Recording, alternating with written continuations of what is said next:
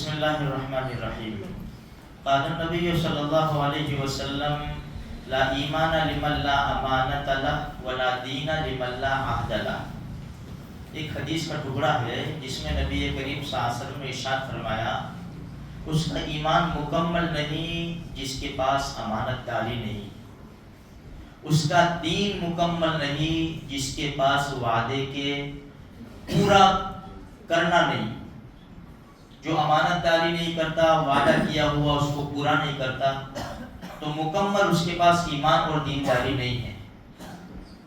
دیکھو میرے بھائیوں، ہم یہ تو سمجھتے ہیں کہ کسی کا کچھ رکھا ہے ہمارے پاس، اس کو تو امانت سمجھتے ہیں، لیکن دین اسلام ایک ہمارے پاس بہت بڑی امانت ہے. اللہ کے رسول صلی اللہ علیہ وسلم کی سنتیں، احکام، طریقے ہمارے پاس بہت بڑی امانت ہے. کبھی دیکھنا 5 نمازوں میں خیانت نہ ہو جائے، بہت بڑی امانت ہے. اللہ کا قرآن بہت بڑی امانت ہے. انا عرضنا الامانۃ علی السماوات والارض. اس لیے میرے بھائیوں، صرف کسی کا کوئی چیز رکھی ہو، کسی کے کوئی پیسے رکھے ہو، صرف اس میں امانت میں خیانت نہیں ہوتی. ہمارے پاس بہت زیادہ امانتیں ہیں، اس لیے ہم ضرور خیال کریں اور وعدے کی پابندی کریں. وعدہ پورا کرنے کی، جو پرومس کیا ہے، وعدہ کیا ہے، اس کو پورا کرو. وَإِذْ أَخَذَ رَبُّكَ مِنْ بَنِي آدَمَ مِنْ ظُهُورِهِمْ ذُرِّيَّتَهُمْ وَأَشْهَدَهُمْ عَلَىٰ أَنفُسِهِمْ. جب آدم علیہ السلام کی پیٹھ تھے تو اللہ نے ہم کو پوچھا أَلَسْتُ بِرَبِّكُمْ، کیا میں تمہارا پالنے والا نہیں؟ ہم سب نے جواب دیا قالوا بلا. 9واں پارہ آدھا. ہاں کیوں نہیں؟ آ کے بھول گئے کون ہمارا رب. بس دنیا میں ایسے مشغول ہوئے کہ اپنے رب کو ہم نے بھلا دیا. میرے بھائیوں، نہ نماز، نہ روزہ، نہ حلال، نہ حرام، نہ جائز، نہ ناجائز. اس لیے وعدے کی پابندی کرو اور امانت میں خیانت مت کرو. چھوٹی سی بات بتاؤ، حضرت حذیفہ ابن یمان رضی اللہ تعالیٰ عنہ اللہ کے رسول کے رازدار تھے. حضرت حذیفہ رضی اللہ عنہ اور ابو عبیدہ ابن جراح رضی اللہ تعالیٰ عنہ اس امت کے امین تھے. تو جب یہ مدینہ منورہ جا رہے تھے، حضرت حذیفہ رضی اللہ، ان کے والد محترم یمان، یہ مدینہ منورہ جا رہے تھے، تو راستے میں ابو جہل کے لشکر نے پکڑ لیا ان کو. یہ لشکر مسلمانوں سے لڑنے کے لیے جا رہا تھا، جو پہلی جنگ ہوئی، جنگ بدر. پکڑ لیا. کہاں جا رہے ہو؟ مدینہ منورہ جا رہے ہیں. کیوں؟ ابو جہل نے پوچھا دونوں، کیوں جا رہے ہیں؟ کہا کہ نبی کریم صلی اللہ علیہ وسلم سے ملنے کے لیے، ان کی زیارت کرنے کے لیے. تو کہا کہ نہیں جا سکتے تم، وہاں جا کے تم لڑائی میں شریک ہوں گے، کیونکہ ایک آدمی کا بڑھ جانا جنگ کے میدان میں، تم لڑائی میں شریک ہوں گے، ہم تم کو نہیں چھوڑیں گے.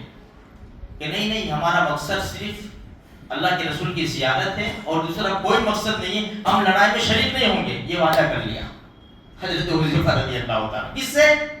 اللہ کے دشمن سے، ابو جہل سے وعدہ کیا ہے. جب مدینہ منورہ تشریف لے گئے، اللہ کے رسول سے پوری کارگزاری سنا دی. اللہ کے رسول نے فرمایا، پھر کہنے لگے کہ ہم جنگ میں شریک ہونا چاہتے ہیں. ہمارے نبی نے فرمایا وعدہ کر کے آئے ہو، دیکھو تو صحیح کس سے وعدہ کیا ہے. وعدہ تو حضرت حذیفہ نے فرمایا اللہ کے رسول گردن پہ تلوار تھی، گردن پر تلوار تھی، اس لیے ہم نے کہہ دیا کہ ہم شریک نہیں ہوں گے. ہماری تو دور دور تک سوچ نہیں جا سکتی، ہم کتنی تعویلیں کر لیتے. یہ تو دشمن ہے، اللہ کا دشمن ہے، اللہ کے رسول کا. ہمارے نبی نے فرمایا نہیں، تم شریک نہیں ہو سکتے. میرے بھائیوں، بدری صحابی رضی اللہ، کیا مقام، کتنا بڑا اونچا مقام تھے. 313 مسلمانوں کو تو ایک ایک آدمی کی ضرورت تھی، ایک ایک آدمی قیمتی تھا مسلمانوں کے لیے. تو اور کوئی لڑنے نہیں آئے تھے، ہم سب کو معلوم ہے. کچھ 70 گھوڑے تھے اور اونٹ تھے، 70 اونٹ تھے اور کچھ گھوڑے تھے، 8 تلواریں تھی. 2 گھوڑے تھے، 8 تلواریں تھی. بس کسی نے ڈنڈا اٹھا ہوا، کسی نے لاٹھی لے لی تھی، کسی نے پتھر لے لیے تھے. اللہ پاک نے ان کو فتح نصیب فرمائی. پھر بھی جنگ مسلمانوں کو بہت زیادہ ضرورت تھی. لیکن اللہ کے رسول نے منع فرمایا وعدہ کر کے آئے ہو، اس لیے میرے بھائیوں یہ چھوٹی چیز نہیں ہے، امانت داری کا بھی پاس رکھو، اور وعدہ جو ہم اللہ سے کر کے آئے ہیں، ہم لوگوں سے جو وعدہ کرتے ہیں اس کو پورا کرنے کی کوشش کرو۔ آج اتنے وعدے توڑے جاتے ہیں، اتنے وعدے ہیں، بھائی لانے 10 لانے کل دیتا ہوں، اچھا چلنے کل لے لیں، یہ یار بھول گیا میں، چلنے کل لے لیں۔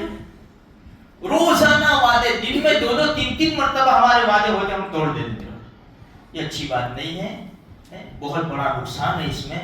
اس لیے ہمیں چاہیے کہ وعدہ جو ہم کریں پورا کریں، خصوصاً ہم یاد رکھیں اللہ اور اس کے رسول سے ہم نے کیا وعدہ کیا ہے، اور امانت ہمارے پاس بہت زیادہ ہے، اس کا بھی خیال رکھیں، اس کو پورا کرنے کی بھرپور کوشش کریں۔ اللہ کہیں سنی بات پر عمل کرنے کی توفیق عطا فرمائے۔